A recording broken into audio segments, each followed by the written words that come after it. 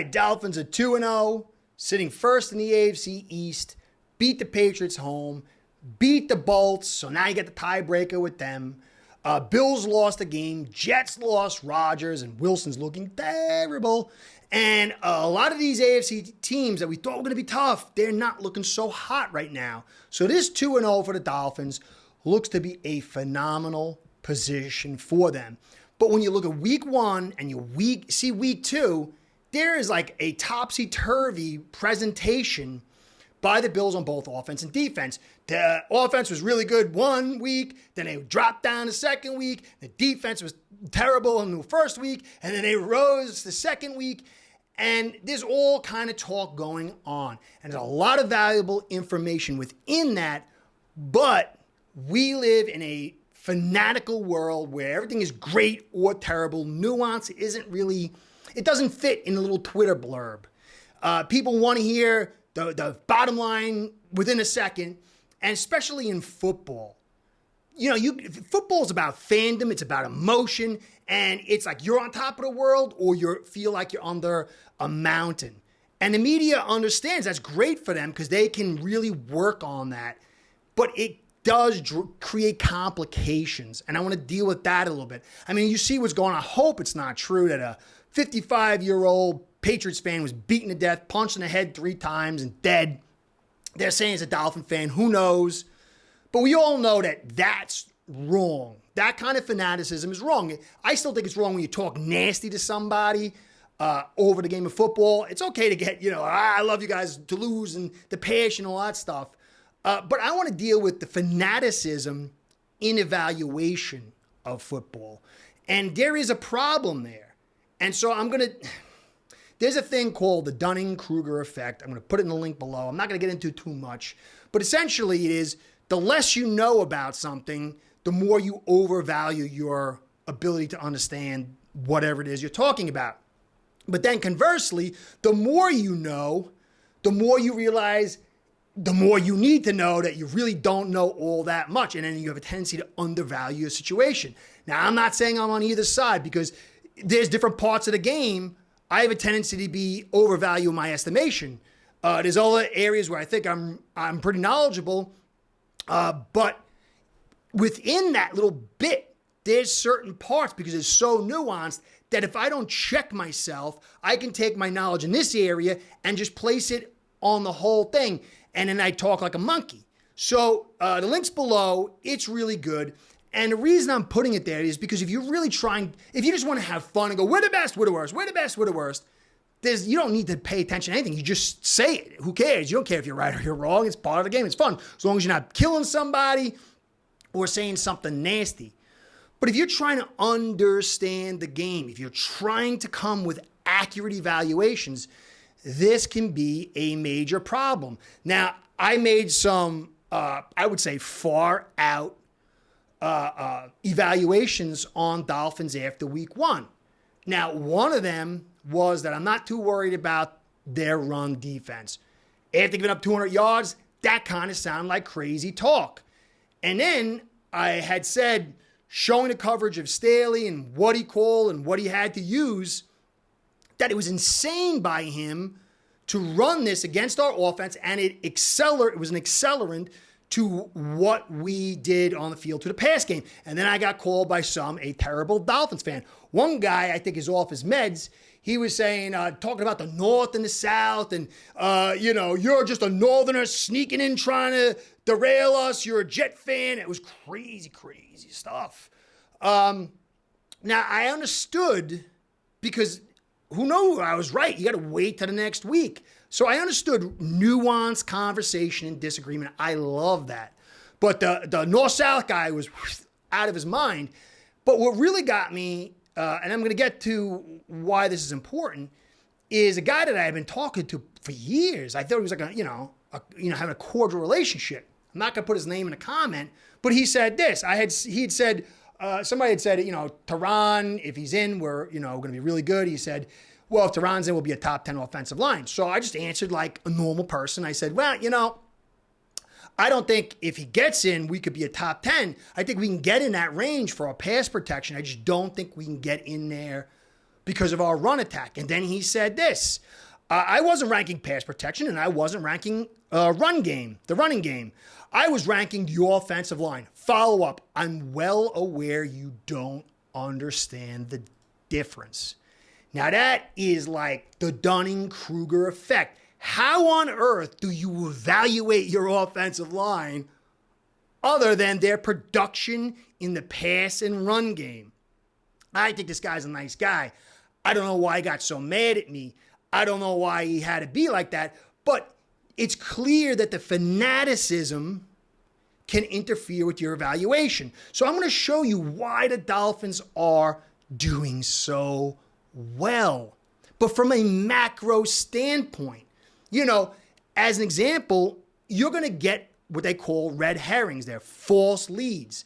And they'll say, I'm hearing Zach Sealer gave an impassioned speech and the D-line played better and Fangio knows his players and system better. That's why we stopped the run.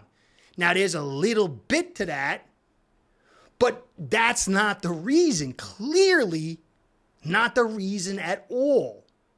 And so I'm going to dial in on that and show you the good news. And then the McDaniel thing, we could pass for 70%, 20 yards or better for the whole season. And then when it doesn't happen, people are like, well, I don't, what happened? What happened? This is an undermanned secondary. What? The great news is that in that situation, what Bill did presented an opportunity. And the opportunity wouldn't have been taken advantage of last year. It hadn't. We saw last year's Charger game. The opportunity was present and in multiple other games, and McDaniel did not do it. He just went to 11, if you understand Spinal Tap. More deeper pass. But in this game, the best thing happened. The leadership got better, and then the leadership on the defense showed themselves to be adaptable. So, there's an old story. There's two bulls on the top of the hill, one old, one young. And the young one says, let's run down there and get ourselves a cow. There's a bunch of cows at the bottom. And the old cow, looks at the young one and says, why don't we walk down and take them all? Patience is the key in wisdom and victory in life. Fangio's got it. O'Brien's got it. Belichick's got it. McDaniel did not have it in 22. But in 23, you are seeing it, and that's great news. So that's what I'm going to cover. I'm going to go to macro. I'm going to show you some graphics and show you some statistics to compare that to what I said last week, and it's going to refine that my overall macro views are, I believe, on target. Now, it doesn't mean I'm always going to be right. It doesn't even mean that I am right in this. It's just for your evaluation. But it's going to take not being focused on saying, my team's got to be the best. It's always got to be the best. Even if they're going against something that's not the best, it's okay. Let's analyze this thing to see where we're truly at. It's very difficult to analyze yourself and to be honest. So before I do that, though, the live I do on Friday, I'm not doing it. It's not because the audio sucks. I had the audio good and the video was bad. Then the video got good and the audio got bad. I can't. I got my wife finally talked me to go in the hospital. Get blood clots coming back, so I got to do the whole hospital thing on Friday. But Saturday, I'm going to do it the live instead at 6 p.m. Eastern Standard Time. It's going to be AFC East Shakedown with Tommy over at Mafia Sports Report and all the other guys for the different teams. And they're going to make sure that everything's good, the audio and the video. So come check that out. So no live on Friday, guys. Just can't. My wife told me I got to. So anyway, let's get into it. Fangio, 200 plus yards. We got problems. Then the next week, shuts it down, running team. What happened? Was it the Sealer impassioned speech? Was it the guys just played better? Was it that Van Ginkel came in? And I think as you go down this line, you start to find the reality. But the most clear reason is matchups. Football is a game of horses. The philosophy the application on the chalkboard, those are the primary drivers until you get to the field. When you get on the field, it's about horses. I can call the perfect defense, but if all my guys run a 5.2 40 and everybody I'm going against runs a 4.0 40, I don't care. I'm getting torched. So you have the macro drivers of philosophy and application and play calls and adjustments, but then it comes down to the horses. Well, let's take a look at the horses week 1 and week 2. Fangio week 1, this is PFF. It's just a rough guide. You know, it's not what they did last year, but we understand who these guys are. Slater, playing top 6. You could say he's easily top 10. Johnson, he's playing top 30. Lindsley, top 10. Saylor, 38. Pipkins, the third. 30. This is not a bad offensive line. These guys got talent. We understand it. Maybe they're not playing the best right now, but it's pretty good. But when you compare them to what the Patriots have, Brown wasn't in. They brought veteran Lau. It's actually Louvre, if that's the actual German way to say it. And he's terrible. It was his first start. Strange, coming off a knee injury, played poorly, hadn't practiced or played for a while. Andrews had a bad hamstring. He had a poor day, but that's not his normal day, so you want to bump that up a little bit. Onwenu, bad ankle, hasn't practiced for a while, came in and then was pulled out because he just couldn't do it anymore, so obviously the guy wasn't up to snuff. And they put Mafi in, a rookie who was terrible, and then they got Anderson, who is a second stringer to possibly third stringer, and you can see how he played. So 1 week, you got a bunch of pretty good guys that have played a long time together, they got history. And then next week, you got a mishmash of guys that are injured and young and not so talented. And that's a big primary mover. I mean, you look at, what's-his-face, veteran Louvre, Lau, Low is what they would call it in English. But Chubb was on that side all day, and he had an epic day. It means that Chubb only succeeded because he wasn't so good? No, but it's a combination of effects. And so you got to start with the matchups. It was an easier matchup situation for the Dolphins week 1 to week 2. But it's not just that. If you go back and you look, I think last week maybe called base with 3 down linemen, 8 times or something like that. It was extremely low. This week we ran it 14, and that includes with Emmanuel and stand-up. He's 290 pounds. He's a D lineman. I don't care if he's up or down. It's not about, I could put 5 D linemen on it. They're all 150 pounds. It doesn't mean they're a D lineman. It's the prototype and the positioning. So we called it way more than we did the previous week, and we were going against a much easier offensive line. Does that mean we suck? No, it means that Fangio understood that Herbert's movement skills and Williams going deep were the primary things he wanted to eliminate, and he had to sacrifice something, and that was the run game. And it worked out real nice, especially with those dialed up blitz. Now Fangio, you see him dialing those blitz up. Beautiful blitz. He blitzed also a lot more than he did the previous week, brought a lot of more big bodies up, but then he played zone against an offensive attack that really doesn't have a lot of pop. And so he could play something different. The week before, he was playing a lot of depth, playing over, and I didn't see what he was actually doing this week, but he played way more up. He blitzed a lot more, brought a lot more big guys up. It was a different look because he was trying to stop something different.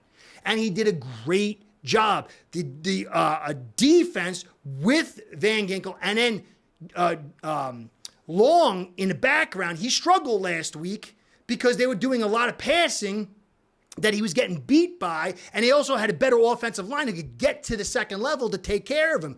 But they couldn't do that this week, and he feasted along with Chubb, along with Van Ginkel, along with Sela, and along with Wilkins. But Fangio understood all this and maestroed it up and dialed up some big blitzes. I'm going to show you those big blitzes on the next when I get to film it, all 22.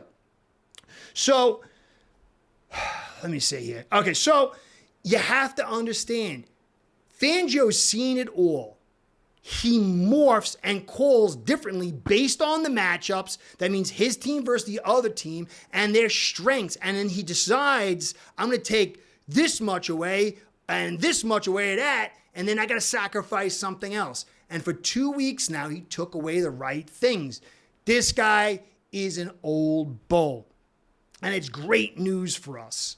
But the best news is that McDaniel is growing into an old bull. I'm going to get with that in a second. So I want to say, guys, listen, it's not easy to say things that aren't hot to trot and pushing the Dolphins, Tua sucks and Tua's the best and we're going to Super Bowl, we're doomed. To try to play this middle ground doesn't really serve my channel because I do this for a living now. I gave up what I did to do this. My sponsors want me to have success in certain levels. And when I tell the truth, it's not always the most popular, but I do it because it's what I want to do for my viewers and who I am. So I just want to put that out there, that there is a cost to being honest. So anyway, guys, the likes, the subscribes, the views, the comments, especially the comments, if they're not totally crazy, like calling me a Yankee or some insane thing like that, I love. So that's what makes this channel go. So I want to give you a shout out and a shout out to Ace Bread, because without the two of you, this show ain't going down. Ace Per Head's betting software is the premier white label platform for bookies to manage their players and grow their sportsbook operation. Click the link in the description below to get set up in minutes. Ask for the Curtis promo and get a special introductory discount. Tua, I thought, had a better game this week than last week. Last week's game was totally designed for what he liked to do. Get the ball out quick, get it to the middle of the field, let his guys do his thing. He had about 4 or 5 huge plays. And to me, that's why you would say it wasn't just the defense screwing up that made it happen. Because those 4 or 5 plays, if they didn't happen, we were probably lost. And so Tua came up big in critical situations. But that game was more in line of what Tua and this offense wants to do. And I said in the next week, I said, it's not going to look the same way, because when you look at week 1 and week 2, you can see here this PFF charting of the depth and accuracy. On the left is week 1. 6 of 10 over the 10 to 20 mark for 101 NFL quarterback rating, 2 of 3, 20 plus, and then 3 of 4, 20 plus for 150. That is abnormal. It's grossly abnormal. And you can get that, but it's going to take somebody screwing up. Then the next week, you can see how it all changed. And does that mean that McDaniel and Tua and the offense sucks? No. What it means is that Bill didn't have the 3 Joneses. They didn't have 2 Joneses, and then they lost one early in the game. And he had a game plan. I'm going to take away what the Dolphins want to do most, which is the deep middle, the deep ball, the middle to deep ball, and then especially in the middle of the field. Take that away. Play zone, play over, which means keep everybody in front of you, keep 2 guys in that middle, force them to play the outside and the short. I have to, because I'm down on cornerbacks, and then see how it goes. And, McDaniel did a brilliant job early. Tua did a brilliant job just facilitating the ball really short, and we were making the big plays. But it was curtailed by a better design with less talent, although the Patriots have 3 really good safeties, but speed really, really hurts. The lack of speed really, really hurts. That one where Douglas playing man on Hill for the touchdown, that's like a mismatch of mismatches. But anyway, you could see by having less talent making the right call, you can have a game. Where conversely, if you call the wrong one, then you just blown out of the water. But McDaniel last year would have kept going vertical. He wouldn't have stuck with the run game.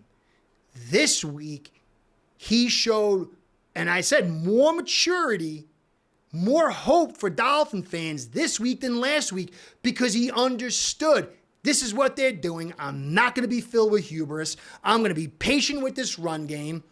I'm going to throw the ball short. And it was a 2nd down and 19 in the 3rd quarter where he called a screen to Waddle. And we rarely do that. And it was brilliant. It turned into a big play. The space was created because they are playing deep. It was the perfect call and not what he would have done last year. And then he stuck with the run game and blew it open for Mostert for the touchdown.